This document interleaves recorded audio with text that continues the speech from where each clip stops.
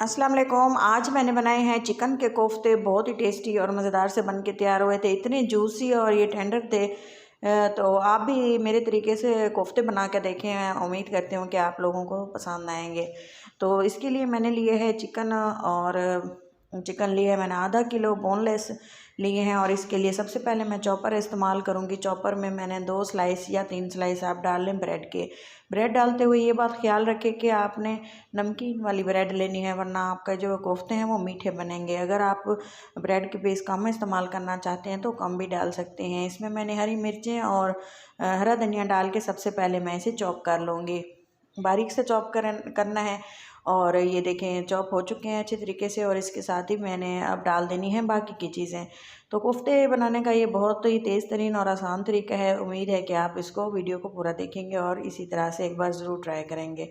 Chicken के pieces add कर दिए हैं और ब्रेस्ट के पीस लिए हैं। आप चाहें तो इसको चिकन में, मटन में और बीफ में भी बना सकते हैं, तो सेम तरीका रहेगा। तो इसके साथ ही मैंने इसमें अदरक लहसुन का पेस्ट डाल दिया, 1 चम्मच नमक डाला है। और इसके साथ ही मैं इसमें डालूँगी 1 चम्मच लाल मिर्चों का। और जो हरी मिर्चें मैंने डाली हैं वो ज़्यादा स्पाइसी नहीं थी, टेस्ट के लिए थी और बहुत ही अच्छा सा कलर आने के लिए। तो ये है गरम मसाला पाउडर मिक्स, और ये सूखा धनिया हम डाल देंगे चॉप किया हुआ 2 टीस्पून। तो साथ ही मैं इसमें हल्दी डालूँगी। जो मसाले हैं वो आप अपने टेस्ट के मुताबिक डालेंगे, जैसा कि आपके घर में खाया जाता है। हल्दी और जो हमने काली मिर्चें ऐड की हैं ये भी ज़रूरी हैं। चने का आटा लेंगे, अगर आपके पास बेसन है तो आप इसे ड्राई रोस्ट करके तवे पे डाल सकते हैं, 2 टेबलस्पून डालेंगे। और अगर आप इसको स्किप करना चाहते हैं या थोड़ा कम डालना चाहते हैं तो वो भी डाल सकते हैं। चॉप कर लिया बारीक सा। आप देखें कितना शानदार इसका बैटर तैयार हो चुका है। अब हमने इसको एक बर्तन में निकाल लेना है और बाकी का जो सेटअप है वो करते हैं। तो इसके साथ ही मैंने थोड़ा सा हाथों को ऑयल से ग्रीस कर लिया था और एक छोटा सा हमने पीस लिया जो हमने बना के रखे हुए हैं, और एक बॉल्स की शक्ल में इसे बना लेंगे। ये देखें, साइज़ आप अपने मुताबिक रखें, छोटा या बड़ा। मैंने बड़े बड़े बनाए थे और ये थोड़े से बनाने में भी आसान हो जाते हैं और पकाने में भी टूटते नहीं हैं। तो हमने इसको फ्राई कर लेना है। घी में फ्राई करें या ऑयल में, आपकी मर्ज़ी है। मीडियम फ्लेम पे इसको फ्राई करना है। अगर तेज़ पे करेंगे ना, इसका कलर डार्क होना शुरू हो जाता है और ये जला हुआ कलर आता है। तो हल्की आंच पे इसको पकाना है और फ़ौरन ही इसको हिला देना है। ये देखें, फ़ौरन ही इसे डाला और इसके कलर चेंज होना स्टार्ट हो गया। फ्लेम मीडियम टू लो रखनी है और इसको पकाना है 3 से 4 मिनट के लिए। और बाकी की पकाई जो है हम बाद में करेंगे, और वो किस तरह करनी है आप वीडियो को एंड तक देखेंगे।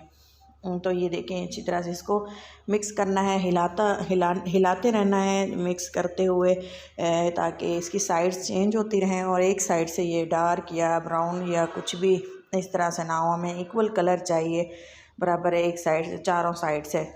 तो चलें जी, इसके फ्राइंग हो चुकी है। अब हमने इसको निकाल लेना है एक प्लेट में, और बाकी की जो चीज़ें हमने तैयार करके रखी हुई हैं वो भी आपको दिखाते हैं, और उसको किस तरह पकाना है, इसकी ग्रेवी किस तरह से तैयार करनी है वो भी। अब वीडियो के एंड तक आप इसको देखेंगे, कोई भी पार्ट वीडियो का स्किप नहीं किया, ताकि आप वीडियो का हर एक पार्ट देखें और किस तरह से इसको बनाया है वो भी आपको पता चल सके। माशाल्लाह से कितना खूबसूरत सा कलर आ चुका है और ये आधे तो पक चुके हैं यहीं पे। तो इसके लिए मैंने सबसे पहले अदरक, लहसुन, हरी मिर्चें, प्याज और टमाटर लिए हैं। टमाटर 3 अदद थे, प्याज एक बड़े साइज़ का था, और अदरक और लहसुन जो है हस्बे ज़रूरत थे। सबसे पहले घी में या ऑयल में हमने इसको फ्राई कर लेना है।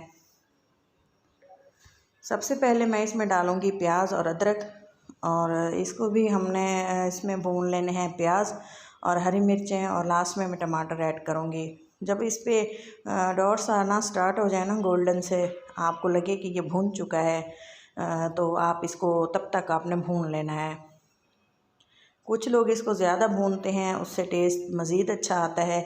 कुछ इसको बाद में भुनाई के दौरान ग्रेवी को भून लेते हैं। तो दोनों एक ही चीज़ है, तो जैसे आपको ठीक लगे, लेकिन मैं इसी तरह से बना रही हूँ जैसा कि आपके साथ शेयर किया है। तो इसी तरह से हमने इसको भून लेना है। एक मिक्सी के जार लेना है, जूसर जग में डाल के बल्कि इसको हमने पीस लेना है। ये देखें, घी अलग कर लेना है, ये सारी चीज़ें अलग कर लेनी है और इसको अच्छी तरह से भून लेना है। पानी बिल्कुल भी नहीं डालना। जब इसको आप डालेंगे ना जग में, और इसके बाद ये अच्छे से मैश होके आ जाएगा। ये देखें, दोबारा से इसी घी में हमने इसको ऐड कर दिया बैटर को, और इसके बाद हमने इसको चलाते हुए दोबारा से पका लिया।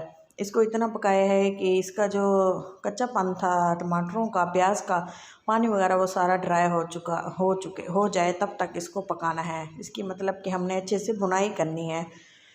जितनी अच्छे से भुनाई होगी ग्रेवी का टेस्ट उतना शानदार होगा, ये बात ज़हन में रखें। तो साथ ही में हमने डाल दिए मसाले, नमक, सूखा धनिया, लाल मिर्चें, और इसके साथ ही ये तीन मसाले जाएंगे। गरम मसाला, जिसमें बड़ी इलायची स्किप की थी, बाद में डाली थी। आप भी इसी तरह से मसाले डालें और इसको इतना पकाएं कि ग्रेवी देखें भुन चुकी है।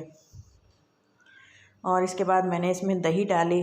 दही डालने के बाद दोबारा से इसको अच्छी तरह से पकाया ताकि दही का कच्चापन ख़त्म हो जाए और जो दही का खट्टापन है वो भी ख़त्म हो जाए। और इसके साथ ही भुनाई हो चुकी थी दही की, और बाद में मैंने इसमें कोफ्ते ऐड किए और साथ ही इसको दोबारा से भूनना स्टार्ट किया। आप देखेंगे कि कोफ्ते डालने के बाद भी मैंने इसको भूना है। कोफ्ते बिल्कुल भी नहीं टूटेंगे, आप इसको जिस तरह से भी पकाएं, क्योंकि ये अच्छी तरह से बाइंड किए हुए हैं। तो फ्राई करने का यही मकसद होता है। अच्छी तरह से ये देखें इसकी भुनाई की, आप सोच सकते हैं कि इसका टेस्ट कितना फ्लेवरफुल होगा। तो आप देखें, इसको भून लेने के बाद मैंने इसको थोड़ा सा पानी डाल के दोबारा इसको 2-3 बार भूना था, और इसके बाद इसका जो है लास्ट वाला हमने पानी डाला, जिससे हमने ग्रेवी रखनी है जितनी। और पानी डालने का मकसद यही था कि थोड़े से गल जाए अंदर तक और ग्रेवी भी अच्छे से कुक हो जाए। और साथ ही हमने इसमें पानी इतना डाला है जितनी आपने ग्रेवी रखनी हो, और इसको 10 से 15 मिनट के लिए कवर लगा के हमने हल्की आंच पे छोड़ देना है। इसके बाद इसको चेक करना है कि ये कैसे बने हैं, फिर आपको दिखाते हैं। पानी ऐड करने के बाद मैंने इसको कवर लगा दिया था और मीडियम टू लो फ्लेम पे मैंने इसको 10 से 15 मिनट के लिए बॉयल आने दिया। और इसके बाद आपको इसकी ग्रेवी चेक कराती हूँ कि किस तरह से ये बने थे और कैसा इसका टेस्ट था। इसके ऊपर लाल जो तरी है उसको दिलाने के लिए हमने फ्लेम को हल्की आंच पे रखा, और काफ़ी देर बाद जो है इसके ऊपर तरी आ चुकी थी।